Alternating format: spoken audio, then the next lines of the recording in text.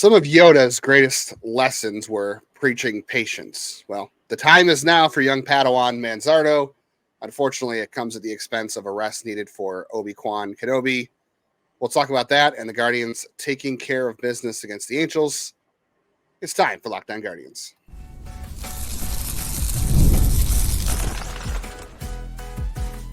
You are Locked On Guardians, your daily podcast on the Cleveland Guardians. Part of the Locked On Podcast Network, your team every day. But are they working overtime?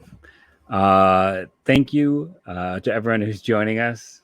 I can do the same. Just have a lightsaber battle on camera. Just have a lightsaber battle. There we go. I'm good. Oh, I don't have that. I don't have batteries in mine. Shoot, I lose. Mine's got the batteries. I failed Yoda's life lesson. I came unprepared. You brought a non-battery powered lightsaber to a lightsaber fight. BTO reference there for those listening. I want to thank you all for joining the show and dealing with our antics. That got super loud. I apologize for that. Today's show is brought to you by Monopoly Go. I was playing it earlier this evening. Game on. We got to talk about Monopoly Go. The fast-paced game lets you team up with friends for tournaments to unlock awesome prizes like unique stickers for trading cool pieces. I just added a dog and hilarious emojis for taunting your friends. So download Monopoly Go now, free on Google Play or the App Store. Got a dog with your cat. Nice. Yeah, always fun. So now I've got that. Who's going to get you the most money? I mean, I stuck with the cat because I am the cat boy. Yes. Hopefully people got that reference. I'm sorry. We didn't have a show on May 4th, so I had to throw in the Star Wars reference. I couldn't pass up the opportunity, even though we didn't record on May 4th. I thought it was a lot of fun. All right. Well, we'll get past the silliness. We'll get right to what people want, because how many people have not been shouting for Kyle Manzardo for, I don't know, a month now? It's only been a month of baseball, 5 weeks of baseball, and people have been shouting about Manzardo since, like, I don't know, the third game of the season. So here we are. And it comes at the expense of Steven Kwan. Unfortunately, as you say, it always takes care of itself.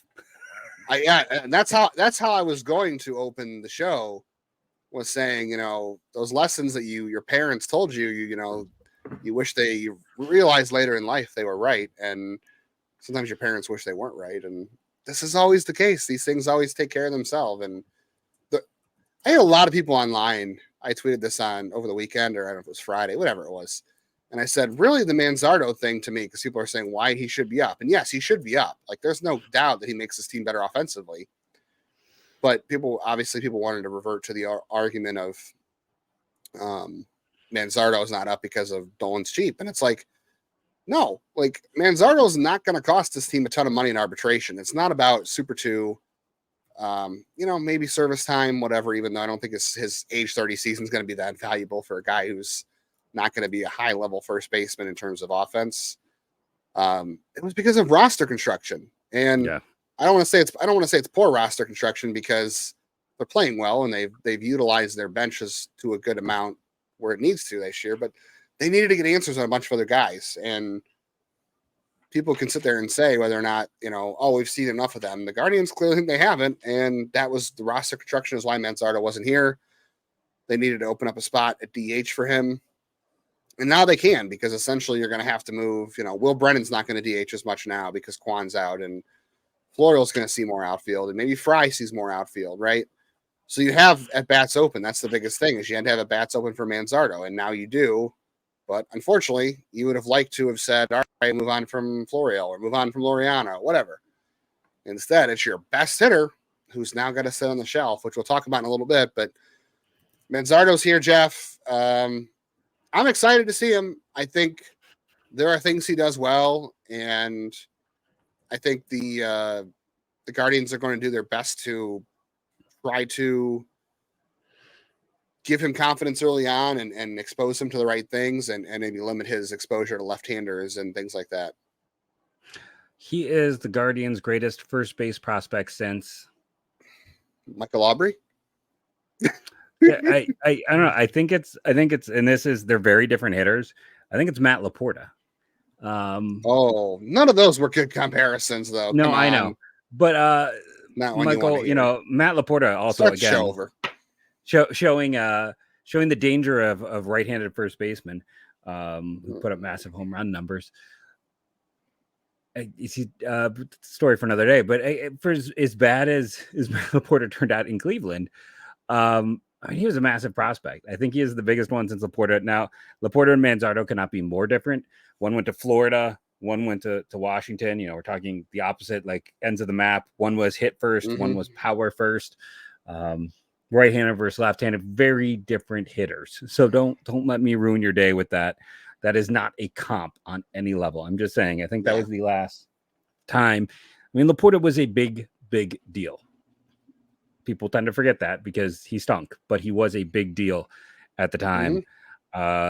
So with Manzardo, is he going to win a home run title? No. We can say probably wouldn't be a home run derby. He is, could he hit 20, 25? Absolutely. I think that is possible. But his ability and what's nice, and I was looking at like TJ stats, really like TJ stats. That guy, he has some really good stuff out there. And Thomas Nestico, And then was it like it's a guy with a hyphenated last name. I can't think who also has some great stat work. Eli Ben Porat, yeah. Well, yes. Yeah. Oh, is there an issue there? I didn't know. But between those two guys, they had a lot on like how Manzardo doesn't miss in the zone, contact. Like with him being on this team, he immediately becomes one of their three best chances at someday winning a batting title. Now, I'm not saying he's going to win a batting title. I'm not saying that, but I think he's one of their three best chances with Jose and Kwan. You can chop that up order for yourself, but that's his thing. But not only is he going to make great contact, but he's so smart with the zone. And we just spent all the time talking about how they need guys who are going to walk, work counts. He does a bit more of that.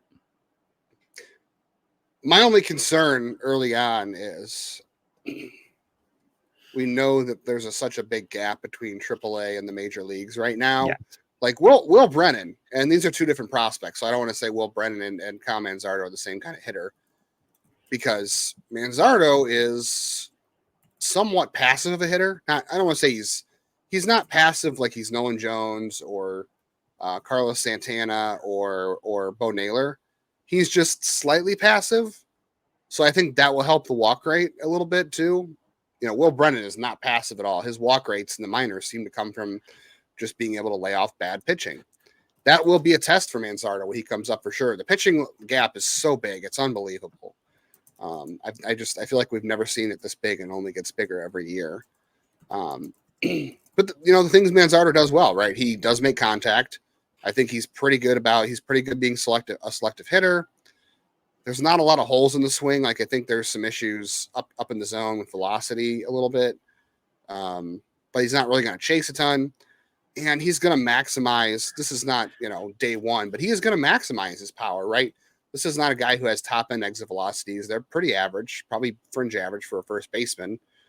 But he pulls the ball and he puts it in the air. And that's the quote unquote Jose Ramirez trick, but everyone's doing that, Isaac Paredes and whoever else, right?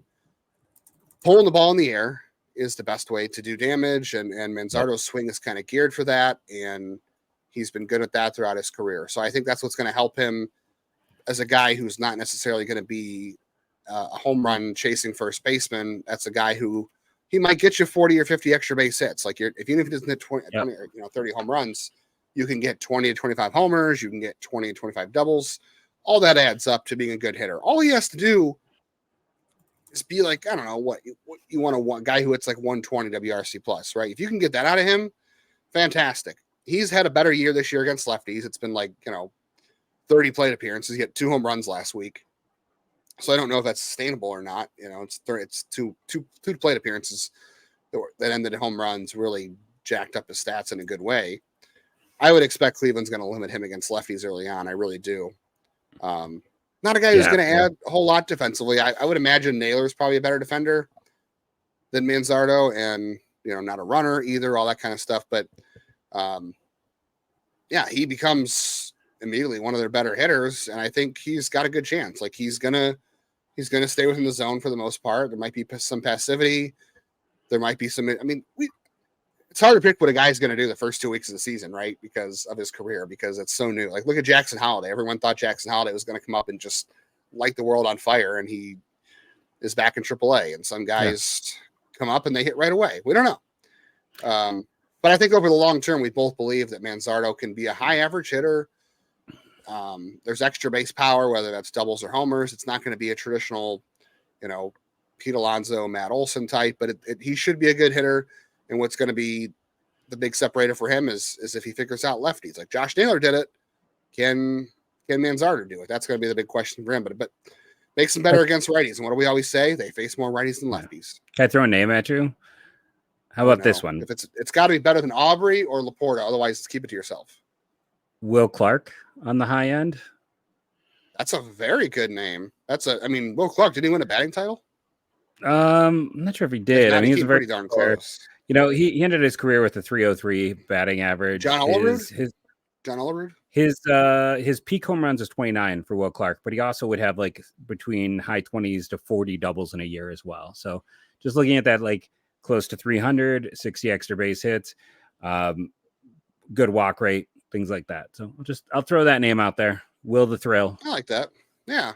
John Olerud had a career high of 24 home runs back in 93, but he ended with a 130 WRC plus for his career. I'd take that from Manzardo. He had 255 career home runs. We'll see. So Manzardo's up. That's the good thing. Kwan is going to be out for a little bit. That's the bad thing. We'll talk about that. We'll talk about the Guardians taking care of business of the Angels. Does it really mean anything?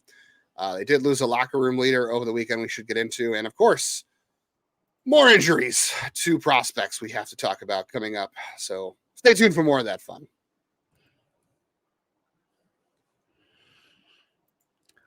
Are you struggling to close deals? Then you're not AJ Preller, that's for sure. B2B selling is tougher than ever, and that's why I want to tell you about LinkedIn Sales Navigator. LinkedIn Sales Navigator is a sales intelligence platform that helps professionals effectively prospect, hey, I'm paying attention, and engage high-value customers, drive higher revenue, and increase sales performance. Sales Navigator helps you target the right buyers, surface key signals such as job changes, or which accounts you should prioritize, and shows you hidden allies so you can find those buyers that are most likely to convert. Fueled by LinkedIn's 1 billion member sales platform, Sales Navigator gives you the most up-to-date first-party data, enabling you to unlock conversations with the people that matter. Right now, you can try LinkedIn Sales Navigator and get a 60-day free trial at linkedin.com/lockedon. That's linkedin.com/lockedon, all uppercase, all one word, for a 60-day free trial. Let LinkedIn Sales Navigator help you sell like a superstar today. Just go to linkedin.com/lockedon and get started. Who's not having a hard time closing any deals? It is Monopoly Go. It is one of the most downloaded apps Uncle you can Pennybags. find because,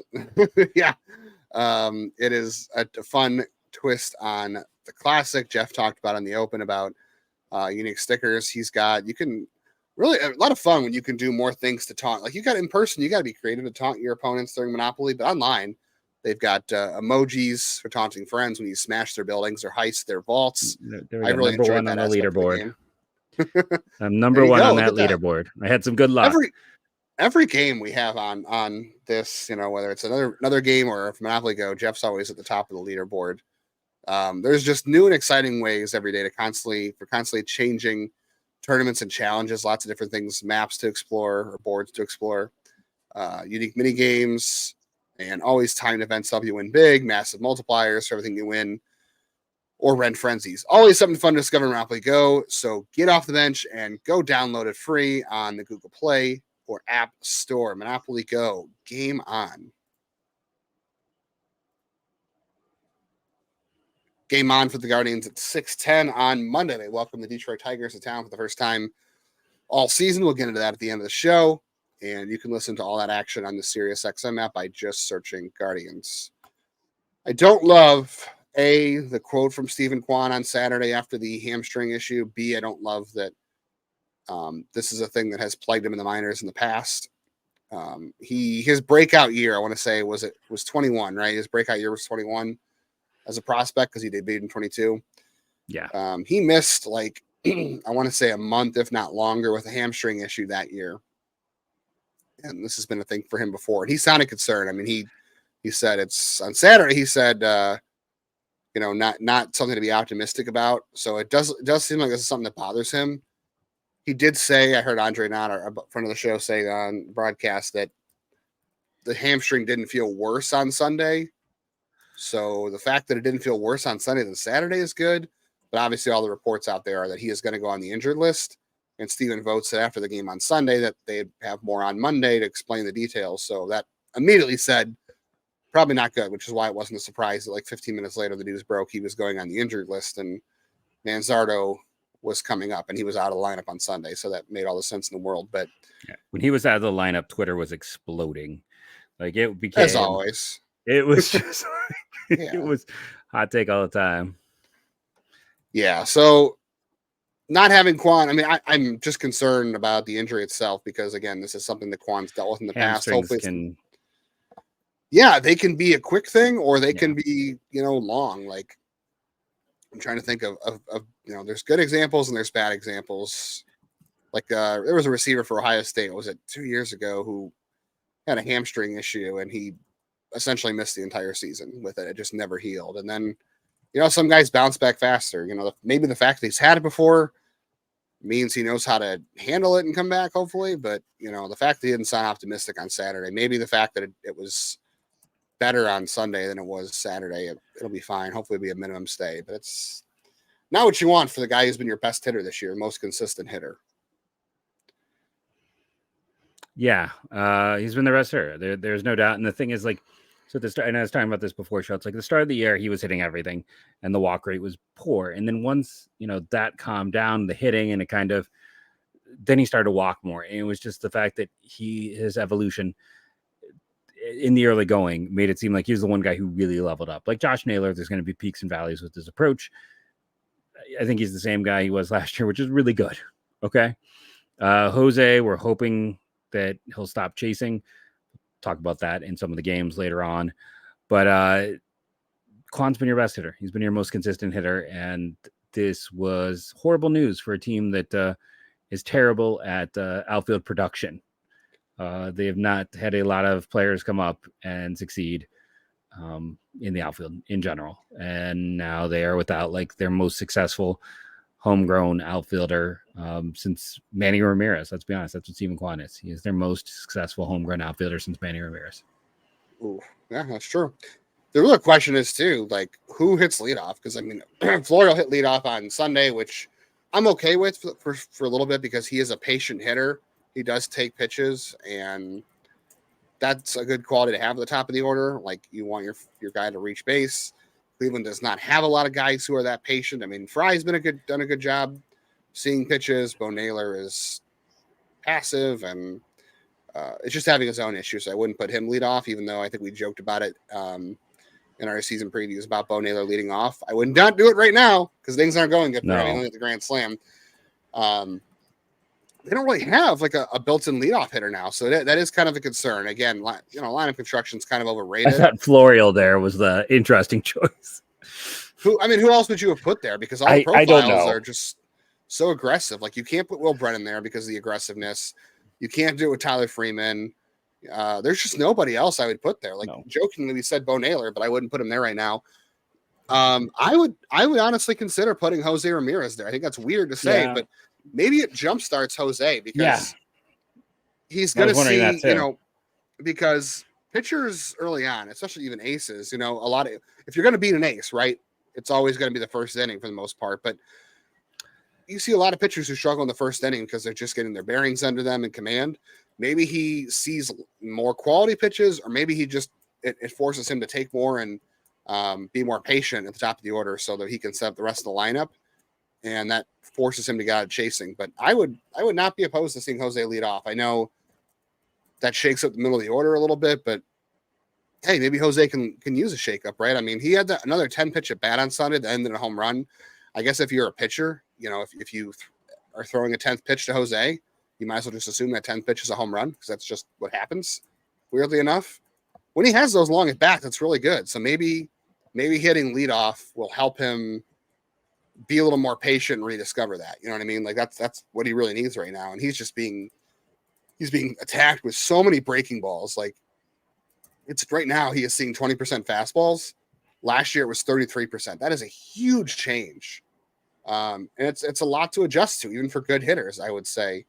So maybe he just needs something a little bit different. I don't know if he feels comfortable leading off. Like in the past, he's had the skill set to do it. He's a smart base runner. He's been patient. He has the power. He has the power to hit a leadoff home run, which is always good. It'd be an interesting choice. Plus, he's a switch hitter, and they really need him with Kwan out. They need Jose to be Jose. So maybe it's an interesting way to go. Yeah, the other thing I do want to point out in that home run at bat is like that's what he needs to do. Like, how many times this year would he have swung at what was the third ball in the account, and instead of not being able to do anything with it and likely striking out, it's him being patient, working the count, and then wearing that pitcher down. I did think it was funny, like for both these guys, Jose's change in approach led to success. And then I felt like there had to be a degree of Josh Naylor. It's like Jose Ramirez is struggling massively, and they would still rather pitch to me than him when they did the intentional walk. And I wonder if that also helped kickstart Josh. Like, I couldn't help but wonder, like, for both those guys, if this could end up being something that sets them going forward. Because, I mean, Jose, it's a little bit scary to look at the profile right now, just because for a guy who has never chased, he is chasing everything. For a guy who walks a lot, he is not walking at all. He and I agree, put him at the top of the lineup. You need anything that could help kickstart him in a different direction. Yeah, and the thing about his pitch mix too that he's seeing, we got to move on to other stuff, but you've got to earn those fastballs. Like, that's what Jose thrives on, is pulling fastballs to right field for home runs and capitalizing on guys' mistakes. And the reason he got those fastballs is because he laid off stuff outside. He made pitchers throw his pitch. He was so good at setting them up as a hitter. And right now he is just getting so much breaking stuff, so much off-speed stuff, and more than he ever has. But you got to earn the fastballs in the zone. So if he goes up there and he can get back to being who he is as a hitter and not chasing out of the zone, he's not swinging and missing, to be clear. It's just he's making a lot of bad contact. But maybe he needs to go back to earning those fastballs. You've got to earn those fastballs in the zone. That's kind of an old adage. So they need him to get back to that, especially with Kwan out and you're putting a rookie in the lineup. So all that stuff needs to happen. I don't think it's going to happen about him hitting leadoff, but I'd sure love to see it given a shot. Let us know what you think should hit leadoff, because there really isn't a lot of good choices. We've got a lot of things to talk about, a lot of choices to go from here. Chase DeLauter, Tyler Beatty, beating the Angels, Tigers coming up. We probably won't have time for college baseball today. We'll see. But a lot of things to tune into the rest of the show and the rest of the week. So hang on.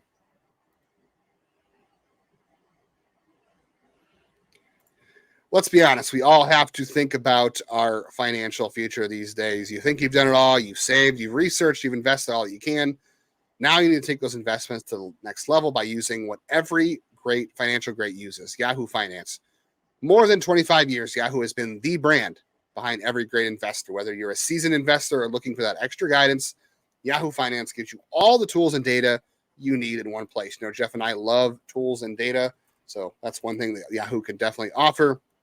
Number one finance destination, producing a holistic look at the financial news cycle, including breaking news, original perspectives, analyst ratings, independent research, customizable charts, and a whole lot more to help you securely link your brokerage accounts for a unified view of your wealth, including 401k and all your other investments. A comprehensive perspective was what sets apart great investors, and it's how Yahoo Finance ensures you have the right insights to look at your wealth in its entirety. For comprehensive financial news and analysis, visit the brand behind every great investor, yahoofinance.com, the number one financial destination, yahoofinance.com. That is yahoofinance.com. And for the number one place to listen to all of your Guardians action on the audio side of things, it is your Sirius XM app. Just search Guardians. Can I make one college comment? Yeah. Just one quick thing here. Yes. I listened to the whole game today because I was mowing the lawn. It was overdue. So I love Hammy. Get off my lawn. Hammy. Oh, I love him. Off my lawn. But he made one of the comments today that is just patently false. He talked about Charlie Conn. Charlie Conn has had a great day. Was 5 home runs between Conn and Bazana today. We'll talk about that tomorrow. But he said that Conn had no support in Georgia's lineup.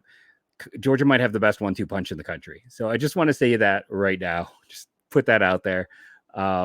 in terms of projection, Condon and Collins is about as good as it gets, and Colby Branch is going to go probably somewhere between the 3rd to 6th round on day 2. If people are going to accuse me of being a massive homer here, but I think, or defending my guy type, but I think the 2 worst lineups for those top 6 hitters are West Virginia and Oregon State. Yeah, it's not Georgia, that's for sure. No, no. The Guardians had a weird lineup of successes over the weekend. So Friday, obviously not good. They just looked tired, and it was a long trip, and they did not have a great road trip, and they just looked tired. Every day, Tom Willie said that as well. He mentioned that in his comments. They looked like they were a little beat up, and Friday showed it. Bybee, made a few bad pitches, and it cost them. That's the thing that's still separating him right now is just, consistency and fastball command. That's turning from him being like a number 2 guy to an ace. That's why I said, be patient, because the consistency still is the hardest part. So Friday wasn't very good. Saturday was great. You got weird contributions from Austin Hedges hitting a home run, which clearly they love Austin Hedges. You saw the reaction from the team, and him hitting that home run meant a lot to them, meant a lot to Hedges. And then Ramon Laureano went deep. He's having a miserable season so far, and that was his first home run. And then you got a home run too from grand slam from Bo Naylor, who's struggling. He really needed that. It was all the struggles. Lefty. Yeah, it was all the struggles that day. Everyone that people had been that's what you need crapping on all season. I just thought it was funny because if you go back to Thursday night, like Friday morning, there was this degree of like, well, if Hedges and Straw had played, we would have won that game, which is just hilarious. And then you come to Saturday, and Hedges, Naylor, and Laureano. It's like everyone, and then Carrasco on the mound. It's like everyone who has struggled. So I couldn't help but kind of have giggles as that game was the most decisive. I don't know. And then Sunday, I'm sitting there mowing the lawn, just bated breath the whole time as that game was just like, you got to do something. Griffin Canning, he's got almost as much blue on his Savant page as Jose Ramirez. It's like, you got to do something. But he had the only red was his off-speed offerings. So this team does not do great against off-speed stuff, and he kept them off balance for most of the game.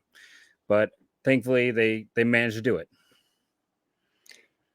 They did. They managed to hit a couple home runs. All their runs Saturday and Sunday were off of home runs. You had the Hedges, Laureano, Naylor home runs, and on Sunday had the Jose and Naylor home run again. So from Josh. So you got contributions Saturday to win from guys who have been hurting you, and you got contributions on Sunday from guys who have been struggling too. I mean, Jose and Josh both were struggling, and they both got it together on Sunday. So that was important for all of those guys all around. Ben Lively, another great performance. It's the Angels. I don't want to have that same discussion about. But he pitched well against the Angels and Boston. Like at some point, we just gotta be like, he is just pitching well, And he pitched well against what was his last start before that? Atlanta. He pitched well against Atlanta. Yeah, Atlanta. For the most part. Yeah, it was Atlanta. Yeah, and Ben Lively Boston is just so far. He's been solid, and then Sunday, Carrasco was as good as we've seen him. Hopefully it's a building block for him. The fastball velocity was up. He threw more sliders. That seemed to help. Hopefully it's something he can carry into the next start, which is going to be against the White Sox, who are not good. So hopefully that's, a good way to go for him. Tyler Beatty was designated for assignment over the weekend.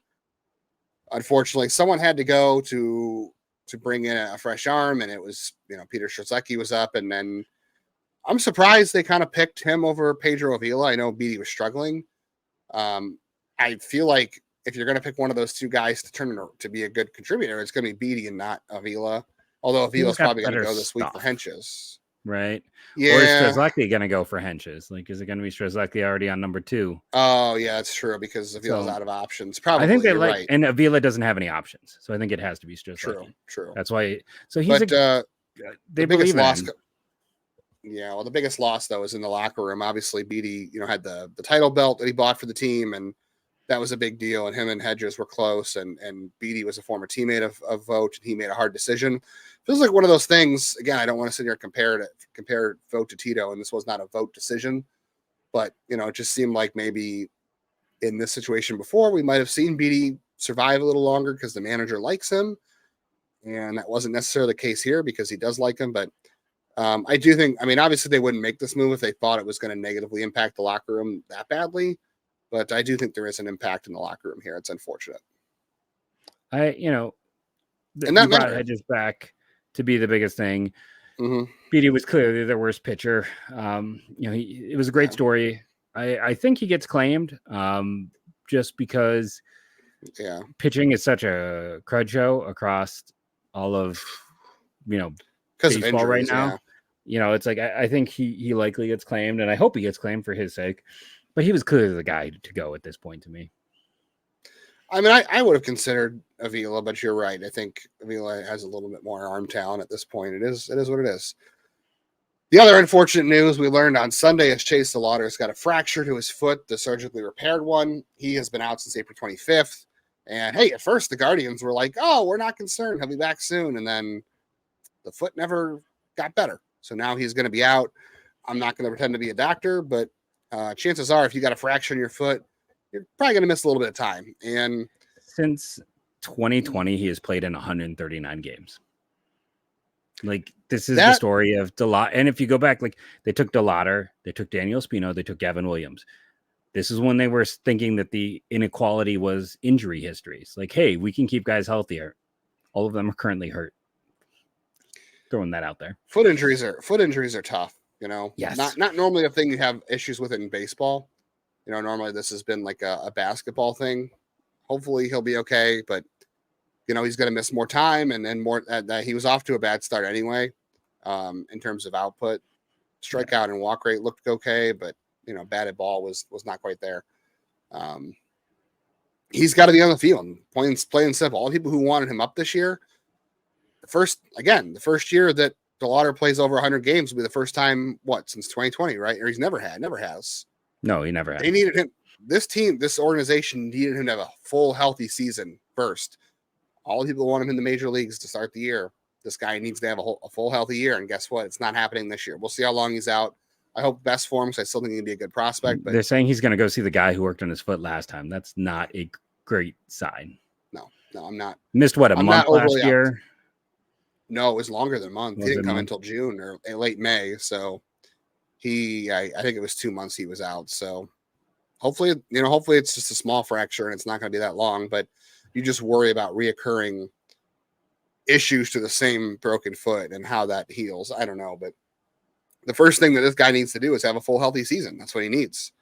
Kind of hard to be on the field and be a good prospect when you can't be on the field. That's why thing. You and I had Manzardo as our number ones, I believe, right? It was just yes, agreed. Number one thing is availability. Yes, the best ability is availability. Kyle Manzardo will face the Detroit Tigers this week, and it's a good time for him to face them because they will not see Tariq Skubal, thankfully. It is Tristan McKenzie on Monday versus Jack Flaherty, who's had some good starts this year. It's been a little up and down, but he was good in a couple different starts. Logan Allen versus Kenta Maeda on Tuesday. Kenta Maeda's last outing was good. He's been very not good overall. And then Wednesday, the matinee finale is Tanner Bybee and Reese Olson. Reese Olson's been good this year.